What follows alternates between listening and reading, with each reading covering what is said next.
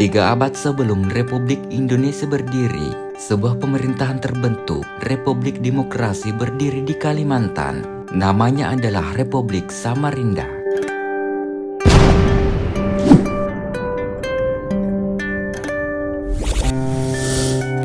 Karbut amat terheran-heran begitu menginjakkan kakinya di Samarinda. Penjelajah kenamaan dari Norwegia itu menemukan sebuah permukiman padat yang dihuni orang-orang Bugis di sepanjang sempadan Sungai Mahakam. Masyarakat Bugis dalam pandangannya cukup betah berdiam di kota pelabuhan yang posisinya amat penting bagi Kesultanan Kutai. Suatu hari pada 1879, sesuai catatan perjalanannya, Boch menanyai sejumlah penduduk. Ia mendapatkan jawaban yang cukup mengagetkan. Tidak seorang pun warga yang menyatakan ingin kembali ke Sulawesi. Dengan kata lain, mereka betah di perantauan. Syakwa sangka muncul di benak petualang yang telah menjelajahi belantara hutan Kalimantan tersebut.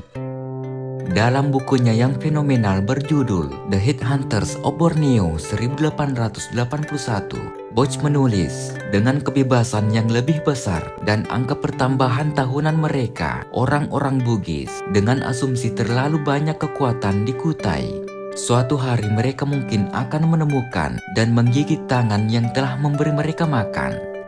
Boch juga menyatakan kelompok dari Sulawesi Selatan ini berupaya meraih kemenangan di Samarinda. Untuk sementara waktu, pergerakan semi kemerdekaan yang menolak otoritas Sultan Kutai mulai terbentuk. Mereka, tulis Boch, tampaknya setuju dalam keadaan saat itu dengan diizinkannya administrasi hukum lokal mereka sendiri yang disebut Towajo. Jauh sebelum kedatangan Boch, John Dalton adalah seorang pedagang Singapura yang berlayar dengan armada Bugis ke Kutai pada tahun 1827. Catatan hariannya yang dimuat dalam Report of Gens, A Borneo Journal, berisi tentang sebuah desa besar bernama Samarindan atau Samarinda. Desa besar ini menampung sekitar 5.500 orang, sebagian besar suku Bugis. Menurutnya dalam jumlah besar, mereka menjadi tuan yang absolut di tanah itu. Catatan Boch dan Dalton adalah gambaran orang-orang Bugis di Samarinda pada masa lalu. Selain memiliki kemampuan di bidang maritim dan perdagangan, mereka punya sistem tersendiri dalam menentukan pemimpin.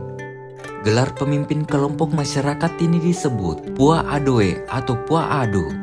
Konsentrasi penduduk yang begitu besar di Samarinda akhirnya memunculkan sebuah pemerintahan. Bentuknya republik. Demikian kesimpulan Baharudin Lopa dalam Hukum Laut, Pelayaran dan Perniagaan. Penggalian dari Bumi Indonesia Sendiri 1982. Lopa berpendapat sebuah republik di Kalimantan Timur bernama Republik Samarinda pernah didirikan. Orang-orang Sulawesi Selatan atas persetujuan Sultan Kutai telah sempat pula mendirikan Republik Demokratis di Samarinda, Kalimantan Timur pada abad ke-17.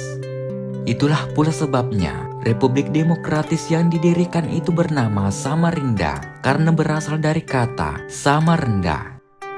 Pendapat seragam dikemukakan Haji de Graaf dalam bukunya yang bertitel Geschiedenis van Indonesia 1949. Graaf menyatakan bahwa orang-orang Bugis mulai berdatangan di tanah Kutai sejak tahun 1668. Mereka mendirikan semacam republik aristokratis dengan Pua Adu yang terpilih sebagai pemimpin. Dalam perjalanan Republik Samarinda, sempat timbul ketegangan yang berujung bentrok dengan pemerintah kerajaan. Pangkal persoalannya adalah biaya impor dan ekspor. Peperangan antara Republik dan Kerajaan Kutai berakhir dengan dibentuknya pemerintahan di Samarinda seberang. Pua Adu menjadi kepala pemerintahan tersebut. Namun demikian, pemerintahan ini hanya dikendalikan orang-orang Bugis. Tidak seorang bangsawan Kutai pun di dalamnya. Orang Kutai menamakan ibu kota pemerintahan Bugis itu Samarinda. Artinya, pemerintahan yang dikendalikan oleh orang-orang Samarinda. Awal kedatangan orang-orang Sulawesi pedagang dari Makassar bersama dengan pedagang Jawa diperkirakan sudah beraktivitas di Samarinda jauh sebelum 1634. Dalam sebuah catatan terungkap, kompeni mengirim 3 kapal ke Kutai dan Pasir untuk menghindarkan pedagang Makassar dan Jawa dari Kutai dan Pasir. Suluh Sejarah Kalimantan 1953. Perkiraan tarik ini diperkuat jurnal perjalanan seorang Belanda, Jerry Thomassen Poel. Ia adalah pemimpin ekspedisi pertama ke Kutai Lama, ibu kota kerajaan Kutai Kartanegara pada 1634. Poel datang ketika pengaruh Islam baru saja mengakar di lingkaran kerajaan. Pada masa yang sama pula, Sultan Kutai menambahkan frasa Ing Martadipura di belakang nama kesultanannya. Penambahan frasa ini, sebut Poel, memperpanjang nama kesultanan yang sebenarnya sudah panjang. Sultan yang sama akhirnya menandatangani perjanjian dengan Poel selaku wakil kompeni. Perjanjian tidak hanya menghalangi rival VOC dari Eropa untuk berdagang di Sungai Mahakam, tetapi termasuk rekan dagang lokal dari Jawa dan Sulawesi. Setahun setelah perjanjian atau pada 1635, VOC segera mengirim kapal-kapal ke Kutai, Berau, dan Pasir. VOC ingin mengusir pedagang-pedagang Bugis. Pada tahun yang sama, VOC juga mengadakan perjanjian dengan Sultan Banjarmasin. VOC akan membantu Sultan Banjarmasin dalam usaha menguasai kerajaan Kutai, Berau, dan Pasir. Demikian bunyi perjanjian tersebut. Manusia Daya, Dahulu, Sekarang, dan Masa Depan 1987. Jerry Thomassen Poel, pemimpin ekspedisi dari VOC, lantas ditugaskan untuk mengingatkan Raja Sinum dari Kutai. Raja wajib membayar pajak kepada Sultan Banjarmasin, seperti juga Raja dari Berau dan Pasir. Rupanya, upaya VOC tidak menghasilkan sesuatu. Mereka gagal menghalangi orang-orang Bugis. Yang terjadi justru orang-orang Bugis mulai menetap di Kutai dan mendirikan Samarinda. Jika ditelusuri lebih jauh, keberadaan orang-orang Bugis di Kutai dapat diperkirakan sejak 1565. Raja Makutha selaku Sultan Kutai ke-6 saat itu menerima Islam yang dibawa Tuan Tunggang Perangan lewat Makassar. Masuknya Islam membuka hubungan kekerabatan orang-orang Bugis dengan kerajaan Kutai. Orang-orang Bugis yang mahir di bidang perdagangan, pertahanan, dan keamanan membuat mereka memiliki kedudukan tersendiri dalam sejarah Kutai. S.W. Trong 1848 sampai 1897, asisten residen Belanda di Kutai, sempat menyinggung awal kedatangan orang-orang Bugis di Kutai. Informasi utamanya adalah sebuah tulisan yang dianggap suci, yakni silsilah Bugis. Orang-orang Bugis, menurut sumber itu, datang dengan perahu kemudian membentuk perkampungan sejak kerajaan Kutai masih berpusat di Kutai Lama. Malahan, Trom dalam Enige Mededelingen Omtrent de Buginisen van Kutai menganggap Samarinda sebagai republik semi-independen. Samarinda sebagai Buginisen Republik setidaknya ditulis 6 kali dalam pustaka itu. Ini menjadi sumber lain yang menguatkan berdirinya Republik Samarinda. Jika tarik yang telah disebutkan tidak meleset, Samarinda menyandang posisi istimewa. Di kota inilah Republik pertama di Nusantara berdiri. Jauh lebih tua sebelum Tan Malaka, Bapak Republik Indonesia menyatakan gagasan akan bentuk negara dalam nada Republik Indonesia menuju Indonesia merdeka pada tahun 1925. Republik Samarinda juga mendahului Republik Lampang di Kalimantan Barat. Pemerintahan ini didirikan oleh orang-orang Tionghoa setelah mendapat restu Sultan Pontianak pada 1793. Republik Lampang diberi kewenangan mengelola konsi-konsi Tiongkok kepada Lopangpak. Berakhirnya Republik Samarinda sebagaimana republik.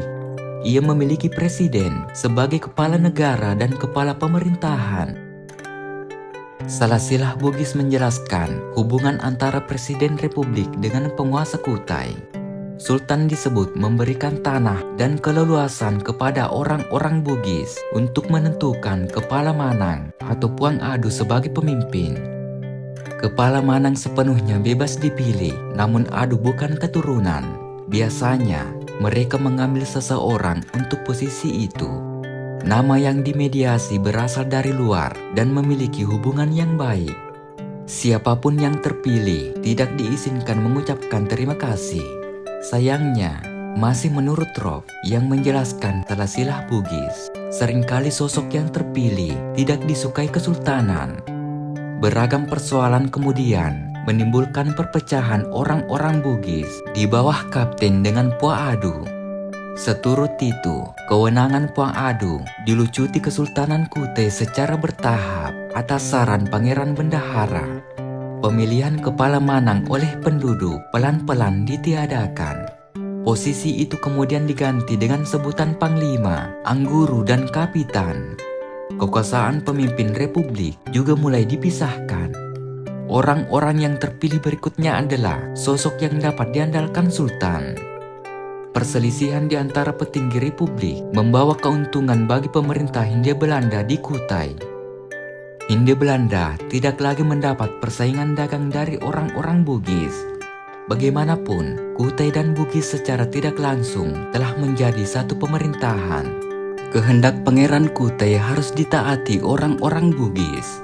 Sejak itulah Republik Samarinda berakhir. Mungkin cukup untuk konten kali ini membahas tentang Republik Samarinda, Republik pertama di Nusantara yang didirikan oleh orang Bugis pada abad ke-17. Semoga bermanfaat. Jika ada kesalahan mohon dimaafkan. Tetap ikuti konten-konten kami selanjutnya. Mari berwisata sejarah dan budaya. Wassalamualaikum warahmatullahi wabarakatuh.